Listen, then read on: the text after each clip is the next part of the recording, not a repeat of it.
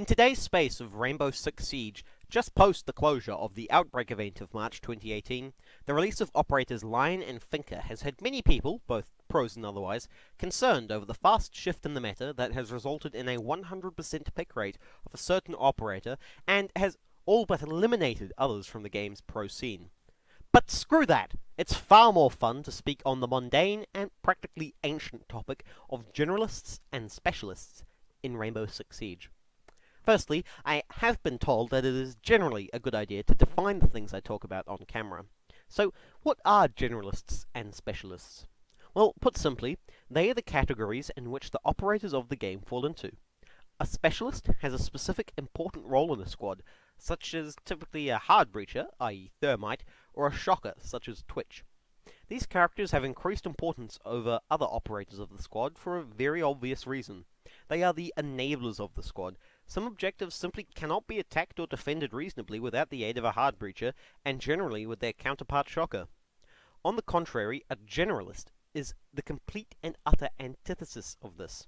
Generalists are disposable, typically have abilities that are either activated beforehand and remain after their death, or have abilities that are not of the utmost importance. Examples of these are Castle and his barricades, and Smoke with his gas grenades. It should also be noted that there is a secondary, minor branch of generalists, aptly named the Specialized Generalists, who, while not imperative to the team, instead have a very specific playstyle that must be adopted for them to perform at their greatest capacity.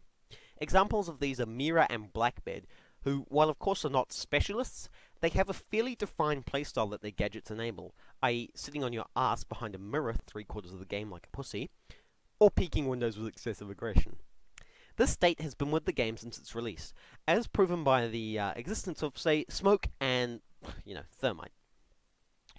This handy-dandy chart shows a concise list of not only all the characters in the game, but also their generalist-specialists classification as well.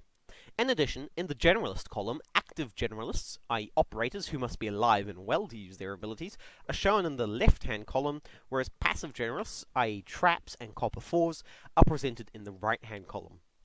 Firstly, the specialists. These are pretty explanatory. They're the hard breaches, the enablers of the hard breaches, and the counters to the hard breaches, like Bandit, for example. That's pretty simple.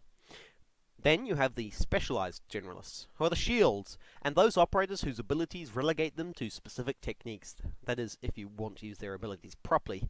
I mean, I guess you could play pea shooter pistol Glaz, but why would you, unless you're memeing? Finally, the generalists, who are, for all intents and purposes, everyone else.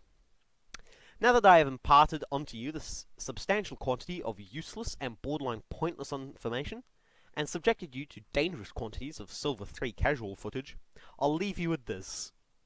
Enjoy.